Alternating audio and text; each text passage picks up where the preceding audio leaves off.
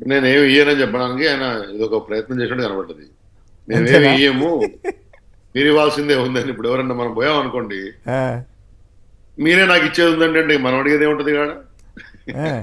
ఇప్పుడు మరి కాబట్టి 36 సార్లు ఢిల్లీకి పోయారు, 36 పైసలు రాలేదు. Point number 1.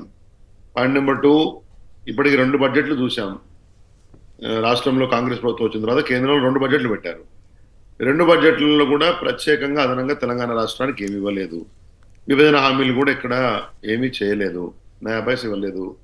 ఇప్పుడు ఈయన 5 ప్రాజెక్టులు పట్టుకొని పోయినాయని చెప్పాడు. ఆర్ఆర్ఆర్ అదొకటి ఇదొకటి పట్టుకొని పోయినాను, మెట్రో ఫేజ్ అది ఇదని చెప్పి.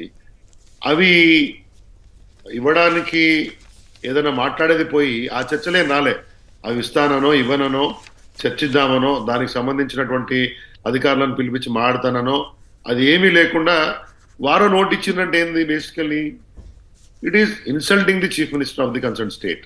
అదేదో మనం నవ్వులాటకు తీసుకుంటున్నాం కానీ అది అవమానపరచడమే బేసికల్లీ నా ఉద్దేశంలో.